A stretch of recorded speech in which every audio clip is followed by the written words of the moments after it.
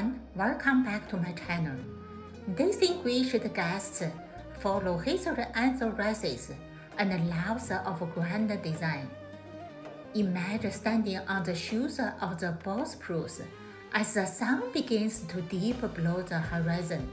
The call to prayer echoes across the water, and rising from the historic peninsula of Istanbul is a silhouette that has defined the skyline for over 400 years.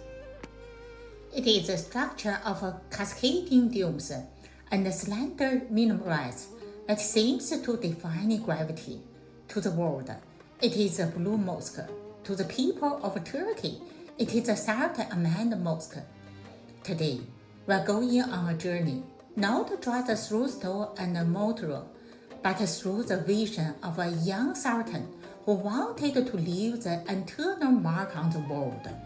We will explore its defined history, its mathematical brilliance, and the 20,000 tales that give it its famous nickname. Part 1.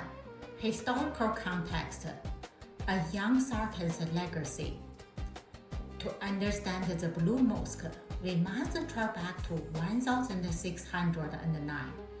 At the time, the Ottoman Empire was bruised.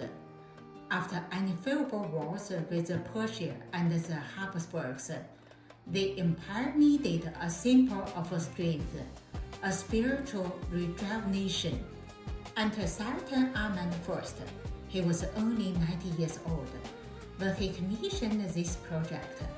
Unlike his predecessors, who built mosques with the spoils of war, Ahmed I had to fund this from the royal treasury, making it a true gift from the heart of the monarchy.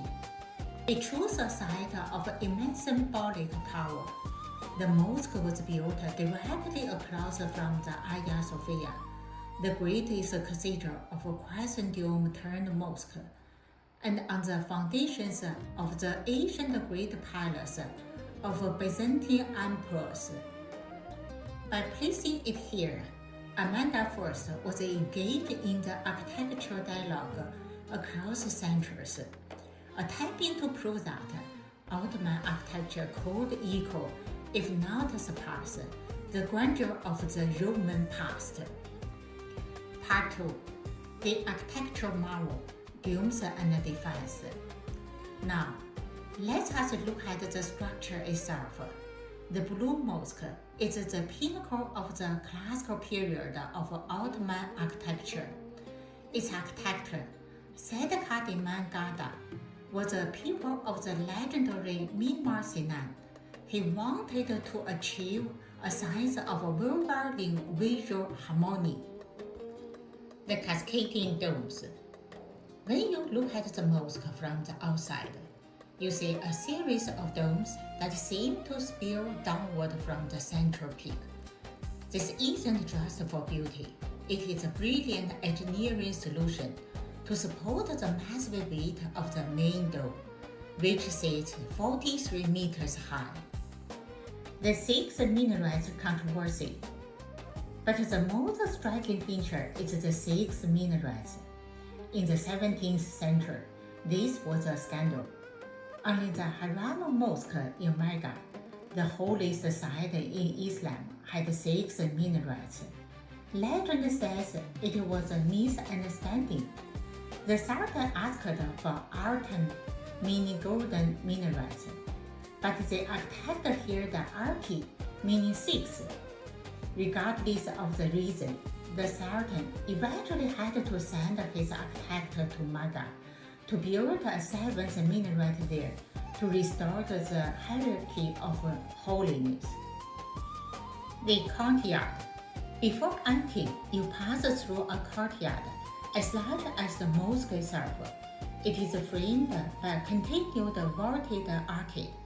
If you look up at the entrance, you will see a heavy iron chain. This was placed so that even the Sultan, entering on horseback, had to lower his hand to pass through. It was a physical reminder that in the house of the divine, even a king must be humble. Part 3. Art and Decoration. The Blue Heart. Now, imagine the heavy doors swinging open. You step inside, and the world goes silent. The ethnic terrace. The interior is bathed in a soft, ethereal light from over 200 stained glass windows. But as your eyes adjust, you see it, a sea of blue. The walls are adorned with more than 20,000 handmade ceramic tiles from the town of Istanbul. These are not just patterns, they are gardens made of clay.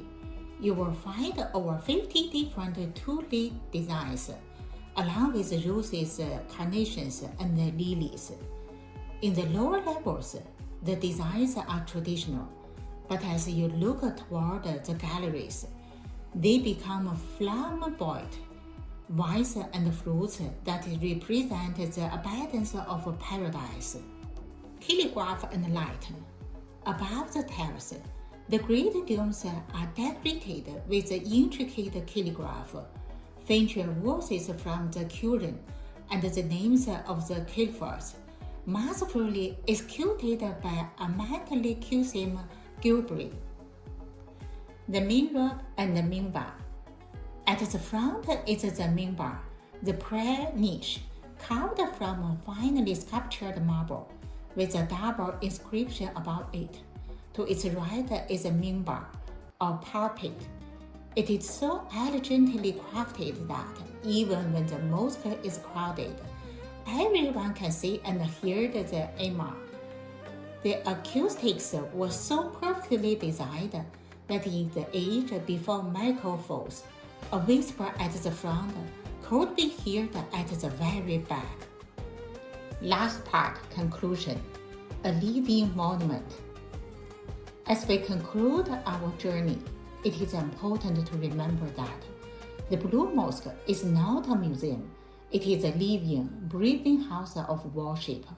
5 times a day, the tourists step back, the carpets are filled, and the space returns to its original purpose. Sultan Ahmed I only lived to see his masterpiece completed for 1 year before he passed away at the age of 27. He is buried just outside the mosque walls. He may have had a short life, but through this assuming sympathy of stone and tile, he achieved immortality, he thought.